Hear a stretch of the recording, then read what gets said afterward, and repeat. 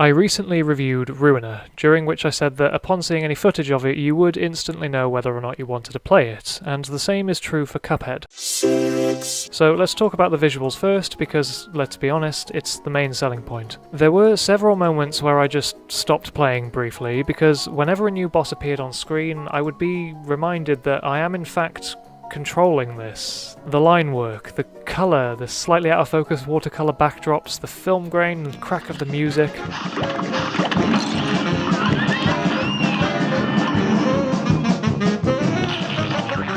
This is the first game, in my experience, that has not just successfully evoked a visual style, but completely, absolutely replicated it. The level of authenticity is astounding, and frankly I would recommend Cuphead based on its visuals alone. But don't be fooled, Cuphead isn't a traditional platformer. There are a select few stages that require you to run from left to right, dodging enemies and obstacles on the way, and to reach the end of the stage. These are only minor side stages however, mainly intended for players to collect coins to buy new abilities. Cuphead is a boss rush game. In total there are 18 bosses, all visually and mechanically distinct. Once you beat one, more will unlock, and each boss has several phases too, some 3, some 5. What I'm trying to stress here is that Cuphead is, if nothing else, incredibly varied, to such a degree that, similar to games like Shadow of the Colossus, I had to keep playing just to see what weird and wonderful thing the next boss would be. One major thing to bear in mind, however, Cuphead is hard.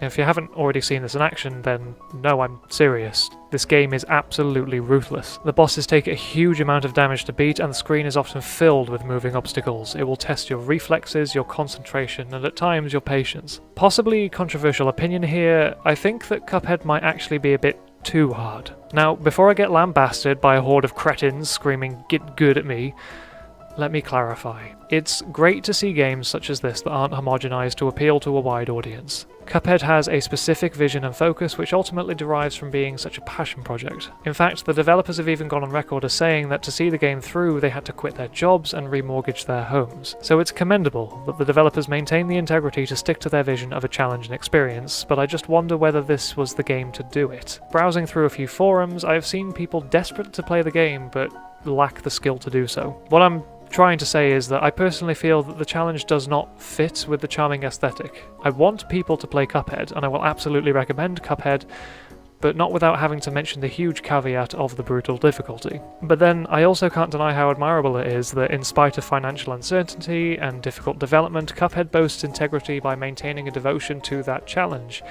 It's a potential risk to additional profit, and the developers stuck with it nonetheless. I respect Cuphead, I admire Cuphead, often I'm in awe of Cuphead, and I do recommend Cuphead, just know of the challenge before going in. It is absolutely doable, of course, it's just that certain bosses will take time and countless retries.